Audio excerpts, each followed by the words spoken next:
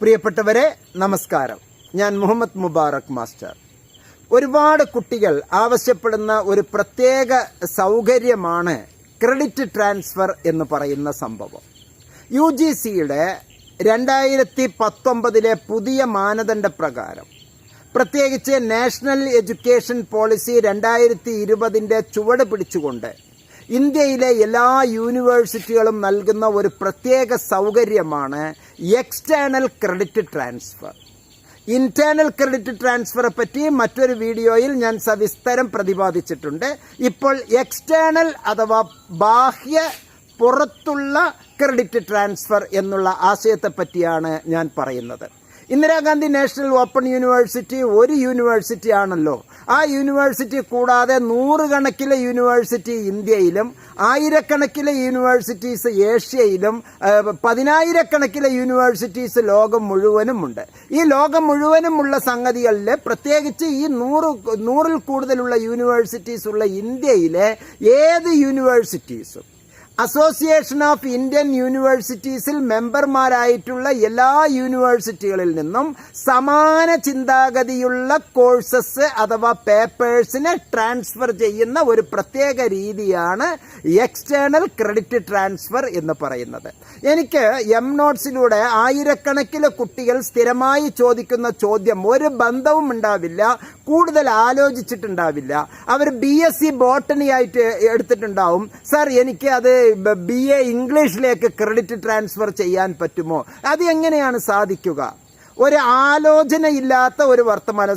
BCA ആയിരിക്കും എടുത്തിട്ടുണ്ടാവുക, bachelor of computer application എടുത്തിട്ടുണ്ടാവും. സർ, BSc കമ്പ്യൂട്ടർ സയൻസിലേക്ക് ക്രെഡിറ്റ് ട്രാൻസ്ഫർ ചെയ്തു തരാൻ പറ്റുമോ? വൈസ് വേഴ്സ, തിരിച്ച് ഇങ്ങോട്ടും അവർ പറയും. അവർ BSc കമ്പ്യൂട്ടർ സയൻസ് എടുത്തിട്ടുണ്ടാവും, അതിൽ BCAയിലേക്ക് ക്രെഡിറ്റ് ട്രാൻസ്ഫർ ചെയ്യാൻ പറ്റുമോ? ചിലർ ഇതിനേക്കാൾ ഭീമമായിട്ട് ചോദിക്കുന്നവരുണ്ട്. സാർ, ഞാൻ BTech ചെയ്തു, BTechലെ മൊത്തം 47 പേപ്പേഴ്സ് എനിക്കുണ്ട്. ഈ 47 പേപ്പറിൽ 15 പേപ്പർ ഞാൻ എടുത്തിട്ടുണ്ട്. എനിക്ക് ഇഗ്നോയിലെ ഏതെങ്കിലും ഒരു കോഴ്സിന്, ഏതെങ്കിലും ഒരു പ്രോഗ്രാമിന് എന്നെ ജോയിൻ ചെയ്യിപ്പിച്ചിട്ട് ക്രെഡിറ്റ് ട്രാൻസ്ഫർ ആക്കാൻ പറ്റുമോ?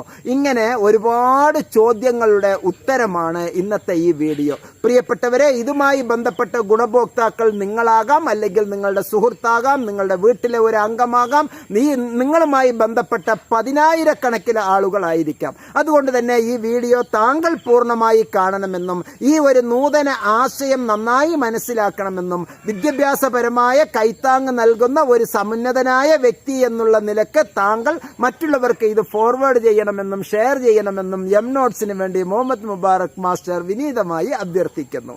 ഇനി ക്രെഡിറ്റ് ട്രാൻസ്ഫറെ പറ്റി വ്യക്തമാക്കി മനസ്സിലാക്കാൻ ഒരു ചെറിയ ഒരു ഇമാജിനേഷൻ ഞാൻ പറയുകയാണ്. ഇവിടെ നിങ്ങൾ താമസിക്കുന്ന ഒരു വീടുണ്ട്. ഒരു വീട് ഓക്കെ.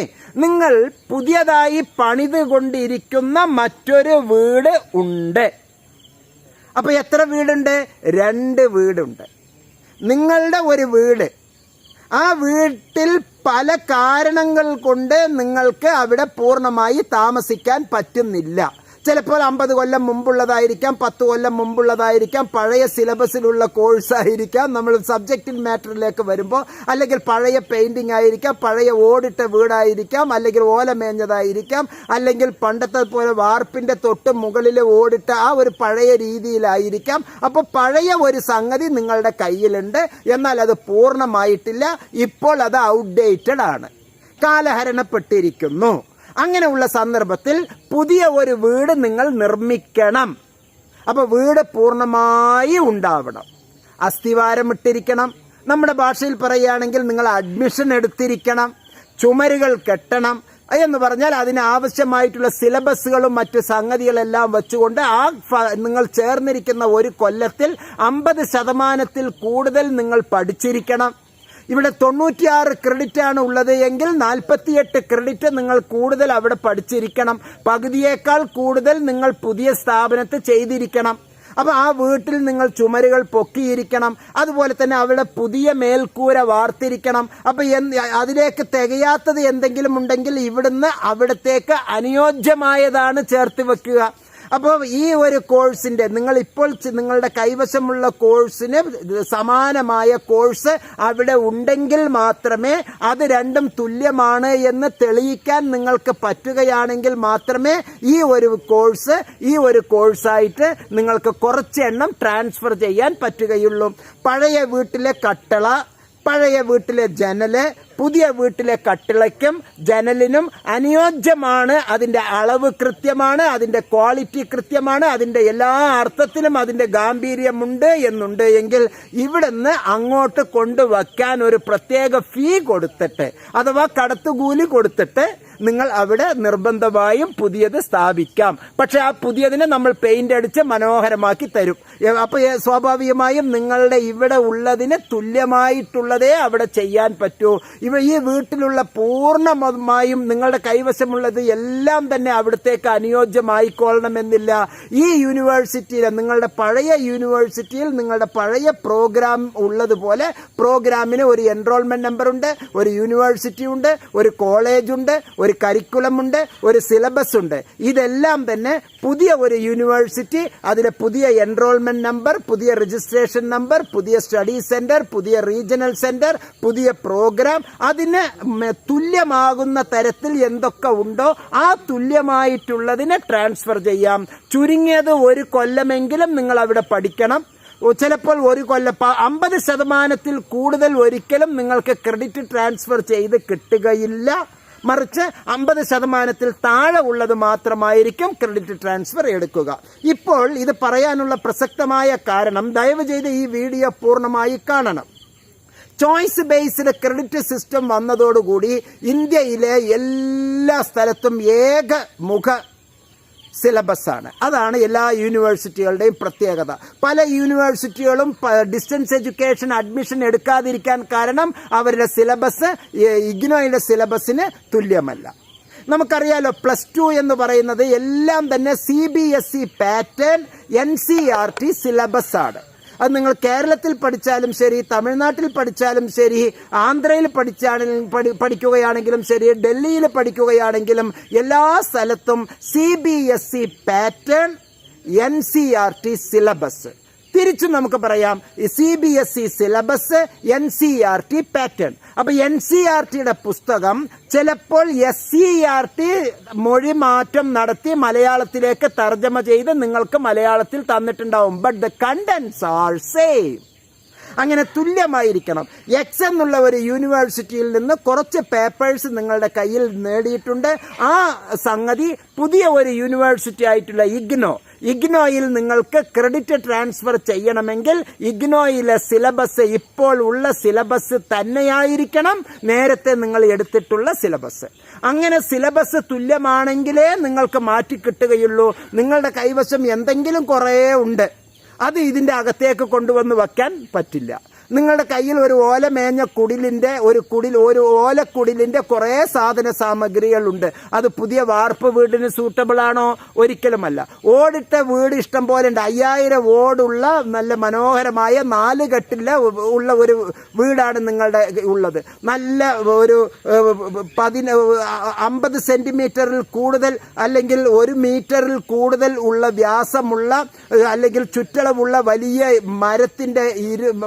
മരത്തിന്റെ തൂണുകൾ നിങ്ങളുടെ കയ്യിൽ 50 തൂണുകളുണ്ട് എന്ന് കരുതുക. ആ തൂണുകളും ആ മൂല്യവത്തായ ആ ഓടുകളും അത്തരത്തിലുള്ള കുറേ സംഗതികളും നിങ്ങൾക്ക് ഈ പുതിയ വാർപ്പ് വീട്ടിൽ കൊണ്ടുവന്ന് ഫിറ്റ് ചെയ്യാൻ പറ്റുമോ? ഒരു 4 or 5 നിങ്ങൾക്ക് ഫിറ്റ് ചെയ്യാൻ പറ്റും. അത്രയും ഫിറ്റ് ചെയ്യുള്ളൂ. ആ ഓടിനൊന്നും ഇവിടെ ഒരു സ്ഥാനവുമില്ല.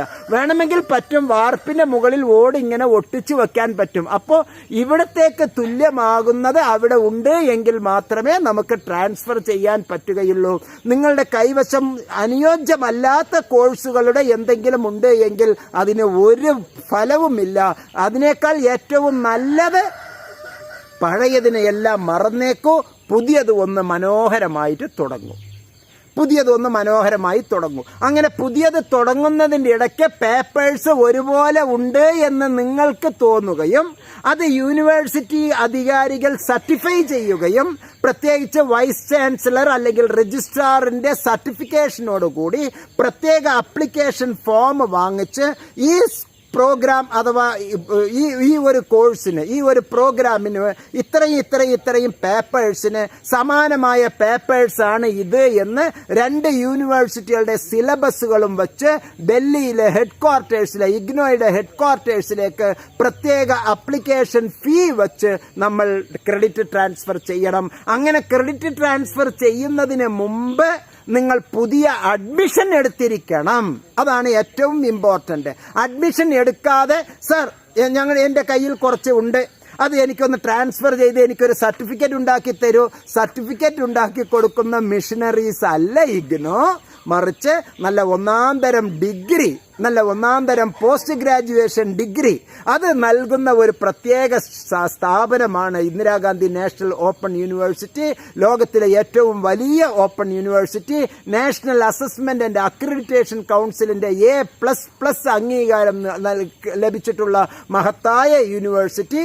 ആ യൂണിവേഴ്സിറ്റിക്ക് ഇപ്പോൾ പറയുന്ന സിലബസിലെല്ലാം നിങ്ങൾ അഡ്മിഷൻ എടുത്ത് ആ സിലബസിന് അനുയോജ്യമായത് എന്തെങ്കിലും നിങ്ങളുടെ കൈവശം നേരത്തെ ഉണ്ട് എങ്കിൽ തെളിവ് സഹിതം രേഖാമൂലം ഹാജരാക്കി ആ ആവശ്യമുള്ള കുറച്ച് പേപ്പേഴ്സ്, 50% താഴെ ഉള്ള പേപ്പേഴ്സ് നിങ്ങൾക്ക് ക്രെഡിറ്റ് ട്രാൻസ്ഫർ ചെയ്യാം. പൂർണ്ണമായ രീതിയിൽ നിങ്ങൾ ഇവിടെ 1 കൊല്ലത്തിൽ കൂടുതൽ പഠിക്കേണ്ടതുണ്ട് എന്നുള്ളതും കൂടി മനസ്സിലാക്കുക. എൻ്റെ ഈ വാക്കുകൾ കൂടുതൽ ആഴത്തിൽ നിങ്ങൾക്ക് മനസ്സിലായിട്ടുണ്ടാകും എന്ന് വിശ്വസിക്കുന്നു. പ്രിയപ്പെട്ടവരെ, ആർക്കെങ്കിലും ഇത് കൃത്യമായി മനസ്സിലായിട്ടില്ല എങ്കിൽ ദയവ് ചെയ്ത് ഇതിലുള്ള ഡിസ്ക്രിപ്ഷനിൽ എന്നെ വിളിക്കുക.